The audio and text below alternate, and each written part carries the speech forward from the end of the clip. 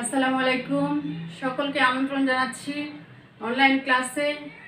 প্রিয় শিক্ষার্থীরা, কেমন আছো সবাই? নিশ্চয়ই ভালো আছো, নিরাপদে আছো, সুস্থ আছো। আমিও ভালো আছি। আমি আঞ্জুয়ারা বেগম, সহকারী শিক্ষিকা, দিনাজপুর সরকারি বালিকা উচ্চ বিদ্যালয়। আজকের মতো হাজির হয়েছি সপ্তম শ্রেণীর বাংলা দ্বিতীয় পত্র ক্লাস নিয়ে। আজকে আমি তোমাদের পড়াবো বাংলা দ্বিতীয় পত্র সন্ধি।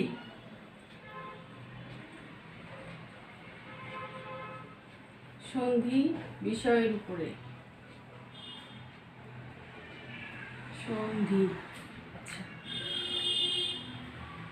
আমরা সবাই জানি ধ্বনি,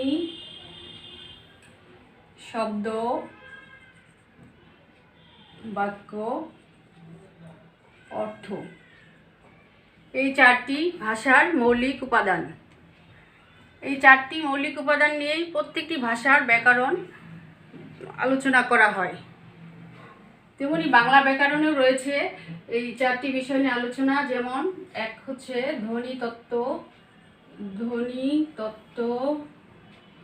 দুই নম্বর হচ্ছে শব্দ তত্ত্ব, তিন নম্বর হচ্ছে বাক্য তত্ত্ব, চার হচ্ছে অর্থ তত্ত্ব। আচ্ছা, এখন আমরা এই ধ্বনি তত্ত্বের গুরুত্বপূর্ণ একটি আলোচ্য বিষয় হচ্ছে সন্ধি। আমরা তোমাদের আজকে পড়াবো সন্ধি। তাহলে ব্যাকরণের আলোচ্য বিষয় চারটি। এই আলোচ্য বিষয়ের যে প্রথম আলোচনার বিষয় সেটি হচ্ছে ধ্বনিতত্ত্ব, এবং ধ্বনিতত্ত্বের প্রধান আলোচ্য বিষয় হচ্ছে সন্ধি। তাহলে তোমাদের প্রশ্ন হতে পারে, সন্ধি ব্যাকরণের কোন অংশে বা কোন তত্ত্বে আলোচিত হয় বা আলোচনা করা হয়? সেটি হচ্ছে ধ্বনিতত্ত্ব। এখন আমরা সবাই জানি ভাষার ক্ষুদ্রতম মৌলিক একক হচ্ছে ভাষার ক্ষুদ্রতম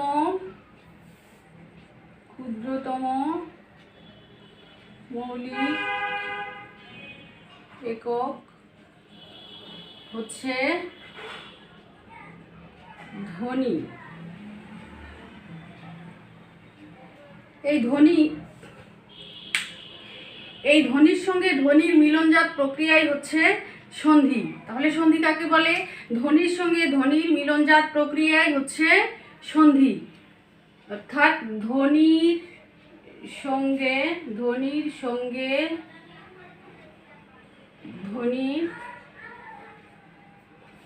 মিলনজাত প্রক্রিয়াই হচ্ছে সন্ধি। আচ্ছা, তাহলে আমরা বলতে পারবো ভাষার ক্ষুদ্রতম মৌলিক একক হচ্ছে ধ্বনি, এবং ধ্বনির সঙ্গে ধ্বনির মিলনজাত প্রক্রিয়াই হচ্ছে সন্ধি। এখন আমরা লক্ষ্য করব একটি বাক্য। গ্রাম বাংলায়, শিক্ষার্থীরা লক্ষ্য করবে একটি বাক্য। গ্রাম বাংলায় ঘরে ঘরে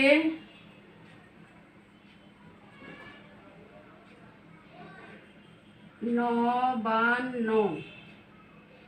গ্রাম বাংলায় চাষিদের ঘরে ঘরে নবান্ন। আচ্ছা, এখানে আমরা দেখতে পাচ্ছি যে নবান্ন, নব আর অন্ন, এই দুটি শব্দ আলাদা, এখানে আবার পাশাপাশি অবস্থিত। যেহেতু আমরা সন্ধি করতেছি সেহেতু বলা হচ্ছে নব অন্ন, এই দুটি পাশাপাশি উচ্চারণের ফলে আমরা যে নবান্ন শব্দটি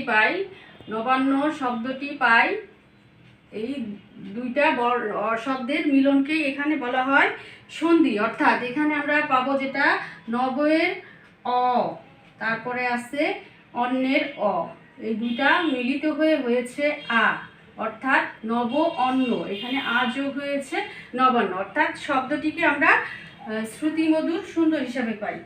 তাহলে আমরা দেখতে পাচ্ছি যে দ্রুত উচ্চারণের ফলে পাশাপাশি অবস্থিত ধ্বনির এই মিলন, পরিবর্তন বা লোপকেই বলা হয় সন্ধি। তাহলে আমরা কি দেখতে পাচ্ছি এখানে দেখো, দ্রুত দ্রুত উচ্চারণের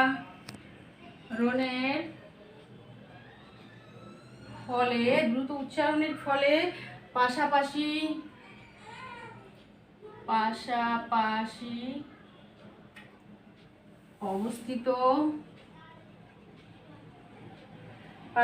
অবস্থিত ধ্বনির এই মিলন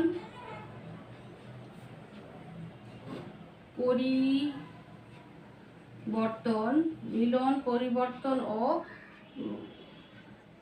বিলোপই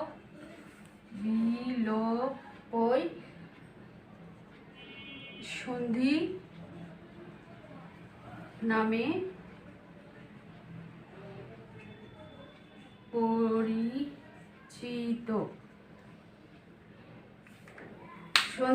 পরিচিত।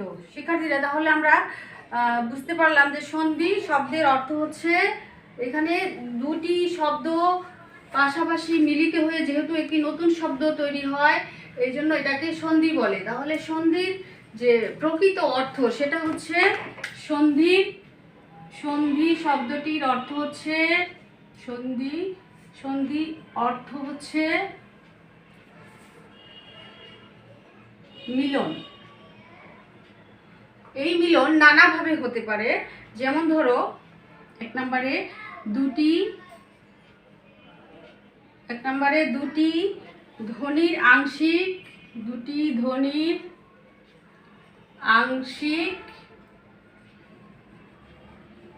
আংশিক বা পুনর্মিলন।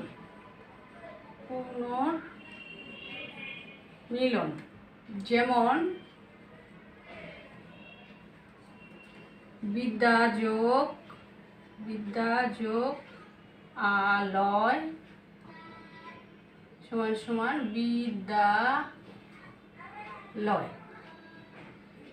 বিদ্যালয়। তারপর আছে যেমন ধরো শতাধিক, শত যোগ অধিক, এটাকে বলা হবে একসাথে শতাধিক। এখানে আমরা দেখতে পাই শব্দতে আংশিক পরিবর্তন হয়েছে, আবার অনেক সময় পুনর্মিলনও হয়েছে। 2 নম্বরে আছে পূর্বধ্বনি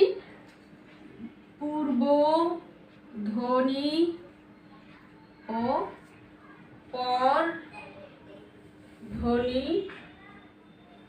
বিলোপ। যেমন এখানে আমরা দেখতে পাচ্ছি নিশ্চয়, সমান নিশ্চয়। এখানে পূর্বধ্বনির বিসর্গ এবং চয়, এই বিসর্গ লোপ পেয়ে এখানে নিশ্চয় তালবস্য যুক্ত হয়েছে। তাহলে আমরা এভাবে সন্ধি গঠিত হতে পারে। এবার আমরা দেখব যে আমরা ব্যাকরণের সন্ধি কেন পাঠ জানবো বা শিখবো, বা সন্ধির কেন প্রয়োজনীয়তা। এখানে আমরা দেখো প্রশ্ন পেপারে আছে, শিক্ষার্থীরা লক্ষ্য করবে সন্ধির প্রয়োজনীয়তা। বাংলা ব্যাকরণের সন্ধির প্রয়োজনীয়তা গুরুত্বপূর্ণ এবং এটা ভাষাকে বিভিন্ন ভাষার উচ্চারণ বা শ্রুতি মাধুর্যতা সৃষ্টিতে সহায়তা করে। এখানে আমরা কিছু বিষয় জানবো।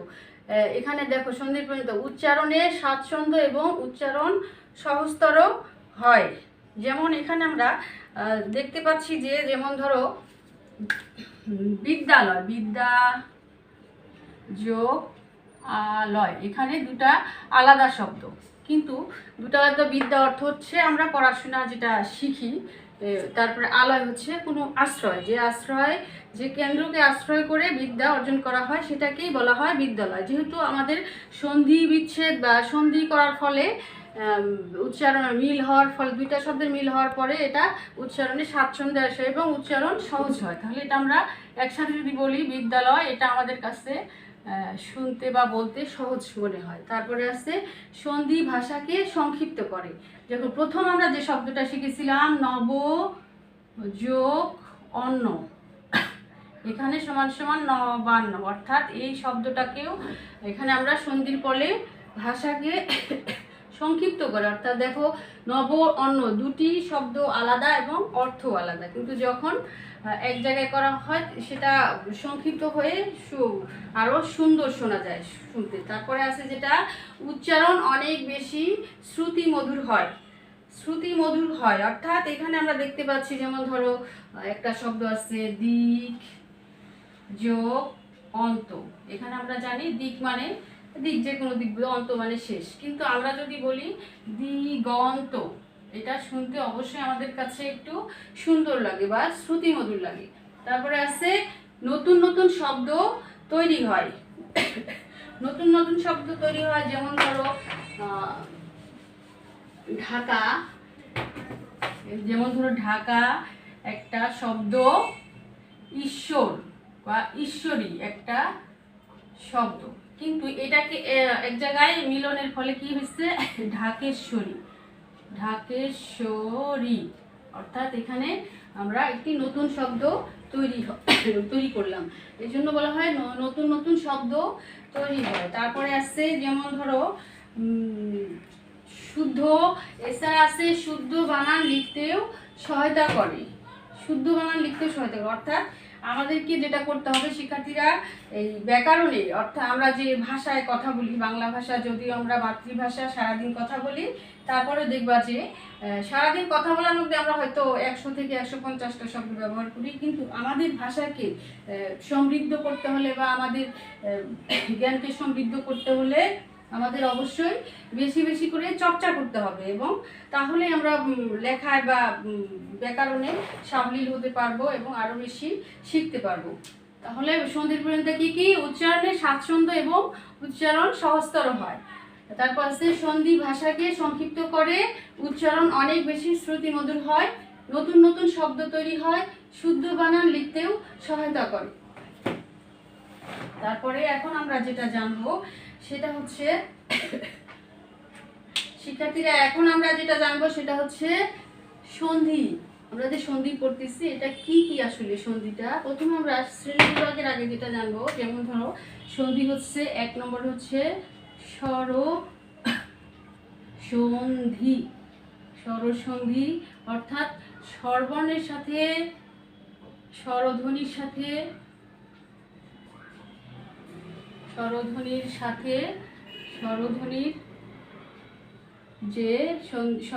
যে সন্ধি হয় তাকে স্বরসন্ধি বলে। স্বরসন্ধি বলে। যেমন এখানে নবান্ন, নবান্ন শব্দটিতে আমরা দেখতে পাই নব যোগ অন্ন। এখানে আমরা অ, এটা একটা স্বরধ্বনি, তারপরে আছে অ সমান সমান মিলে হয়েছে আ, অর্থাৎ অ একটা স্বরধ্বনি, অ একটা স্বরধ্বনি এবং দুইটা মিলিত হয়ে আবার একটা স্বরধ্বনি হয়েছে আ। তাহলে স্বরধ্বনির সাথে স্বরধ্বনির যে সন্ধি হয় তাকে স্বরসন্ধি বলে। স্বরসন্ধি বলে। তারপরে আরেকটা শব্দ দেখো, এখানে হিম যোগ আলয়, অর্থাৎ এখানে দেখো অ যোগ আলয়ের আ সমান সমান হয়েছে আ। এখানে আমরা দেখতে পাই হিমালয়, অর্থাৎ এখানে হয়েছে হিমালয়, এটিও একটি স্বরসন্ধির উদাহরণ। তারপরে আছে 2 নম্বরে আছে ব্যঞ্জন সন্ধি। ব্যঞ্জন সন্ধি, ব্যঞ্জন সন্ধি বলতে বোঝায় স্বরধ্বনির সাথে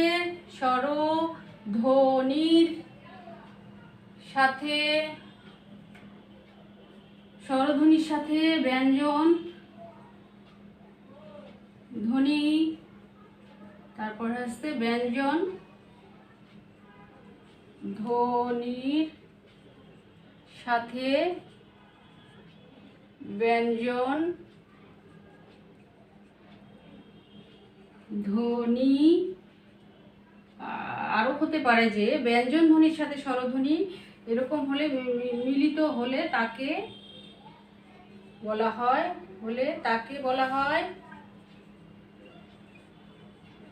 বলা হয় ব্যঞ্জন সন্ধি। ব্যঞ্জন সন্ধি যেমন ধরো এখানে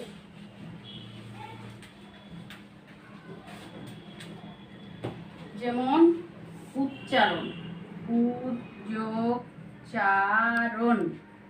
সমান সমান হয়েছে উচ্চারণ। অর্থাৎ এখানে দেখতে পাচ্ছি যে ত, এটি একটি ব্যঞ্জন ধ্বনি ত, তারপরে আছে চ, এই দুটি একসাথে হয়েছে চ, উচ্চারণ। অর্থাৎ এরকম ব্যঞ্জন ধ্বনি দেখলেই আমরা বুঝবো সেটা ব্যঞ্জন সন্ধি। তারপরে আরেকটি সন্ধি আছে, আবার কিছু উদাহরণ আছে সৎ যোগ জন, সজ্জন। এরপরে আছে বিসর্গ সন্ধি। এখানে আমরা দেখতে পাই যে বিসর্গ সন্ধি হচ্ছে ব্যঞ্জন সন্ধির আরেকটি প্রকারভেদ। অর্থাৎ এখানে বিসর্গ এরকম একটি প্রতীক চিহ্ন, বিসর্গ হচ্ছে র, তারপরে র এবং দন্তস্ব যেটা স এর সংক্ষিপ্ত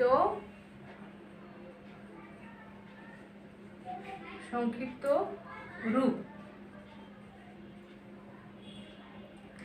যেমন বিসর্গের সঙ্গে এখানে আমরা বলতে পারি বিসর্গের সঙ্গে স্বরধ্বনি অর্থাৎ অ আ, তারপরে ব্যঞ্জন ধ্বনির ক খ চ ত ইত্যাদি যে ধ্বনির মিলনকেই বলা হবে বিসর্গ সন্ধি। যেমন ধরো আবি, এখানে বিসর্গ যোগ কার সমান সমান আবিষ্কার। অর্থাৎ বিসর্গ উঠে যে এখানে স হয়েছে, মূর্ধন্য স হয়েছে, আবিষ্কার। এই জন্যই বিসর্গ সন্ধিকে ভিন্ন একটি শ্রেণীতে ফেলে, অর্থাৎ এখানে আমরা বলতে পারি সন্ধি তাহলে স্বরসন্ধি 1, 2 নম্বরে হচ্ছে ব্যঞ্জন সন্ধি, 3 নম্বরে হচ্ছে বিসর্গ সন্ধি। এখন এই তিনটি ছাড়াও সন্ধিকে মূলত শব্দের উৎস অনুযায়ী, অর্থাৎ আমরা জানি যে শব্দ বাংলা ভাষার শব্দ উৎস অনুযায়ী 5 প্রকার। যেমন ধরো তৎসম শব্দ অর্থাৎ সংস্কৃত শব্দ, অর্ধ তৎসম শব্দ, তদ্ভব শব্দ, খাঁটি বাংলা শব্দ, বিদেশি শব্দ। এরকম শব্দের বিচারে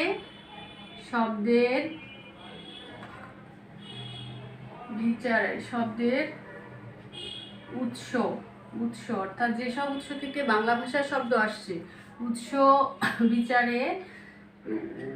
বিচারে সন্ধিকে দু ভাগে ভাগ করা যায়। যেমন 1 নম্বরে তৎসম বা সংস্কৃতাগত, অর্থাৎ সংস্কৃত শব্দ থেকে যেগুলো আসছে সেটা হচ্ছে সংস্কৃতাগত সন্ধি। 2 নম্বরে হচ্ছে খাঁটি বাংলা সন্ধি। এখানে আমরা দেখতে পাবো তৎসম বা সংস্কৃত আগত সন্ধি। বাংলা ভাষায় ব্যবহৃত তৎসম শব্দের সন্ধি হলে তাকে বলবো আমরা তৎসম বা সংস্কৃত আগত সন্ধি। কিন্তু এই তৎসম সন্ধি স্বরসন্ধি ব্যঞ্জন ভেদে 2 প্রকার। যেমন একটা হবে এই তৎসম বা সংস্কৃত আগত স্বরসন্ধি, আর একটা হবে তৎসম বা সংস্কৃত আগত ব্যঞ্জন সন্ধি। তারপরে আছে খাঁটি বাংলা সন্ধি। খাঁটি বাংলা বা চলিত বাংলা শব্দ পাশাপাশি উচ্চারণের ফলে যে সন্ধি হয় তাকে খাঁটি বাংলা সন্ধি বলা হয়। খাঁটি বাংলা সন্ধি বলা, অর্থাৎ আমাদের যে চলিত ভাষা আমরা কথা বলি সেই ভাষায় থেকে যে সন্ধি উচ্চারিত হয় তাকে বলা হয় খাঁটি বাংলা সন্ধি। তবে খাঁটি বাংলা সন্ধি উচ্চারণের সময় বা নিয়মের সময় সংস্কৃত সন্ধির নিয়ম খাটে না। কিছু কিছু ক্ষেত্রে তৎসম সন্ধির নিয়ম প্রয়োগ করে ভিন্ন নিয়মে সন্ধি করা যায়। যেমন ধরো এখানে 5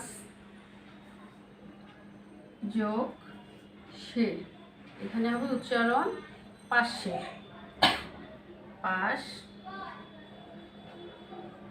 পাশে। তারপরে আরেকটা শব্দ আছে কা চা যোগ কলা, কাঁচকলা। আসলে এগুলো আমরা সব সময় বলি বা আমাদের ভাষায় অনেক বেশি প্রচলিত, এই জন্য এটাকে বলা হয়েছে খাঁটি বাংলা সন্ধি। খাঁটি বাংলা সন্ধি দুই প্রকার, একটা হচ্ছে খাঁটি বাংলা স্বরসন্ধি, একটা হচ্ছে খাঁটি বাংলা ব্যঞ্জন সন্ধি। এখন আমরা একটি ছকের মাধ্যমে সন্ধি শ্রেণীবিভাগ দেখব। তোমরা সবাই খেয়াল করবে শিক্ষার্থীরা এবং মনোযোগ দিয়ে দেখবে। এখানে আমরা যেটা লিখছি, এখানে দেখো সন্ধি। এই সন্ধি কিভাবে শ্রেণীবিভাগ হয়েছে, এখানে আমরা দেখব সন্ধি। এখানে সন্ধিকে প্রথমে ভাগ করা হয়েছে স্বর সন্ধি, তারপরে ভাগ করা হয়েছে ব্যঞ্জন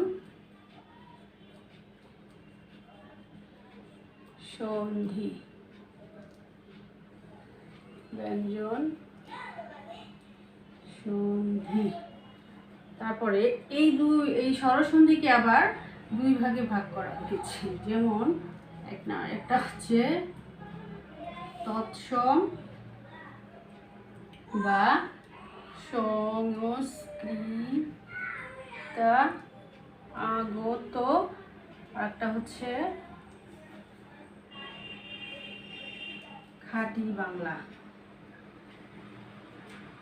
খাঁটি বাংলা সন্ধি। আচ্ছা, এরকম তো ব্যঞ্জন সন্ধিকেও দুই ভাগে ভাগ করা হয়েছে, একটা হচ্ছে তৎসম আর একটা হচ্ছে খাঁটি বাংলা।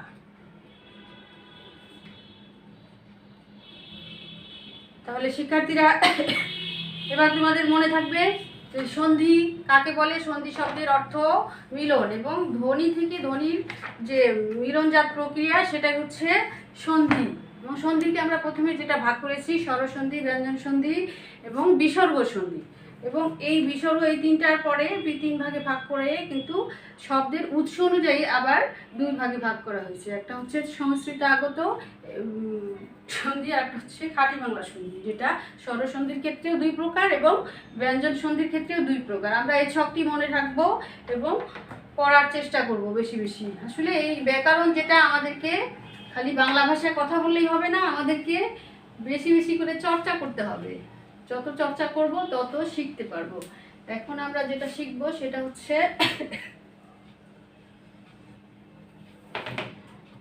হচ্ছে আমাদের যে সন্ধি, তৎসম, সংস্কৃত বিভিন্ন যে সন্ধি আমরা পড়ি, আসলে যে মুখস্থ করি, যে বিদ্যাযোগ আলয়, বিদ্যালয়, শুভযোগ, ইচ্ছা, শুভেচ্ছা, এই শব্দগুলো কিভাবে আসলে পরিবর্তন হয় বা সন্ধি তৈরি হয় সেই নিয়মগুলো সম্পর্কে জানবো। এখন ব্যঞ্জন স্বরের সন্ধি, অর্থাৎ প্রথমে আমরা যেটা জানবো তৎসম বা সংস্কৃত আগত সন্ধির নিয়ম।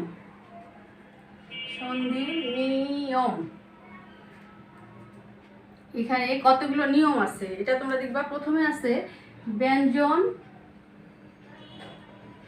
ব্যঞ্জন স্বরে যে সন্ধি হয় এটা নিয়ম। অর্থাৎ এক নম্বরে দেখো তোমরা ব্যঞ্জন, অর্থাৎ শব্দটি যখন আমরা সন্ধি বিচ্ছেদ করব তখন প্রথমে থাকবে ব্যঞ্জন ধ্বনি এবং তারপরে থাকবে স্বরধ্বনি। যেমন ধরো বর্গের প্রথম ব্যঞ্জনের ক, চ, ট, ত, প, অর্থাৎ এই পাঁচটা ধ্বনি হচ্ছে বা বর্ণই হচ্ছে এখানে প্রথম যে বর্ণটা। এগুলো পরে প্রথম ব্যঞ্জনের স্থলে কি হবে সন্ধি বিচ্ছেদ করার সময় সেটা হবে তৃতীয় ব্যঞ্জন। যেমন ধরো ক, এটা হচ্ছে প্রথম চ, তারপরে আছে ট, ত, প, এটা তৃতীয় বর্ণ কি হবে, যেমন ধরো গ, তারপরে হবে বর্গীয় জ, তারপরে আছে ড, দ এবং ব, এই হবে। এখানে আমরা উদাহরণগুলো দেখলেই বুঝতে পারবো। যেমন ধরো কয়ের ক্ষেত্রে হবে, এই কয়ের ক্ষেত্রে হবে দিক, দিক যোগ দিক যোগ অন্ত। এখানে তাহলে এই ক, এটা হচ্ছে প্রথম বর্ণ, এটাকে যখন আমরা সন্ধি মিলন ঘটাবো তখন হবে দিগন্ত, দিগন্ত। অর্থাৎ এই যে গ দ্বিতীয় বর্ণ, এখানে এই গ দ্বিতীয় বর্ণ চলে আসছে। এরকম আসছে আরো, দেখো উদাহরণ, বাক যোগ অর্থ বাগর্থ, প্রাগ যোগ উক্ত প্রাগুক্ত, বাক যোগ ইস বাগিস। এরকম আর একটা উদাহরণ দেখো, চ, এটাও একটা প্রথম বর্ণ চ, এটার উদাহরণ হবে এরকম যে নিচ মূর্ধন্য চ, নিচ যোগ অন্ত। এটাকে নি, এখানে চ হচ্ছে প্রথম বর্ণ, এটার তৃতীয় যে বর্ণটা হবে বর্গীয় জ, তাহলে এটা কি হবে নিযন্ত।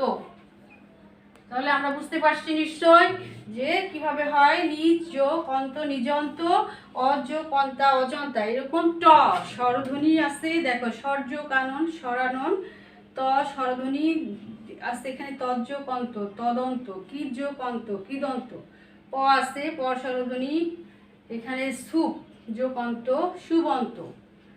তারপরে এখানে আমরা যে নিয়মগুলো শিখলাম, তাহলে কি ব্যঞ্জন এবং স্বর, অর্থাৎ প্রথমে ব্যঞ্জন তারপরে হবে এই যে অ, এটা হচ্ছে স্বরধ্বনি, এটার মিলন। তারপরে এখন আমরা যেটা শিখবো সেটা হচ্ছে স্বরে ব্যঞ্জনে। প্রথমে শিখলাম কি ব্যঞ্জনে স্বরে, এখন আমরা যেটা শিখবো সেটা হচ্ছে স্বরে ব্যঞ্জনে, স্বরে ব্যঞ্জনে সন্ধি।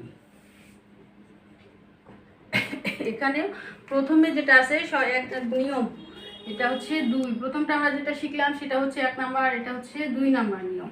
স্বরধ্বনির পরে স থাকলে তাহলে সেখানে হবে কি স স্থানে চ স হবে, অর্থাৎ এখানে আমরা লিখলাম স্বরধ্বনির পরে স্বরধ্বনির পরে ছ থাকলে চ ছ হয়। যেমন 1 যোগ ছত্র একচ্ছত্র, এখানে আমরা দেখতে পাচ্ছি চ ছ আছে, এখানে চ ছটা পরিবর্তন হয়ে চ ছ হয়েছে। তাহলে শিক্ষার্থীরা এতে এরকমভাবে আমরা আগামী ক্লাসে এই নিয়মগুলো শিখবো এবং সবাই বাসায় বেশি বেশি পড়ার চেষ্টা করবো। তোমাদের জন্য বাসায় পড়ার যে বিভিন্ন যে বইয়ে বাংলা ব্যাকরণ নির্মিত সপ্তম শ্রেণীর বইয়ে দেখবা স্বর ব্যঞ্জনের ব্যঞ্জনে ব্যঞ্জন সন্ধির যে নিয়মগুলো আছে, এগুলো তোমরা মনোযোগ দিয়ে বেশি বেশি করে চর্চা করবে এবং পড়বে। এটাই তোমাদের বাড়ির কাজ। তোমরা এই যত বেশি পড়বে তত বেশি মনে থাকবে। তোমরা তাহলে কি পড়বে, সন্ধি কাকে বলে, সন্ধি কত প্রকার, কি কি সন্ধি কেন আমরা পাঠ করব বা জানবো, তারপরে বিভিন্ন সন্ধির উদাহরণ, এই উদাহরণগুলো মুখস্থ করার চেষ্টা করবে, বোঝার চেষ্টা করবে। আজকের মতো ক্লাস এখানে শেষ, আগামী ক্লাসে আবার কথা হবে। তোমরা ভালো থাকো, সুস্থ থাকো, সুন্দর থাকো, দোয়া করো আমরা যেন স্বাভাবিক অবস্থা ফিরে যেতে পারি। সবাইকে ধন্যবাদ।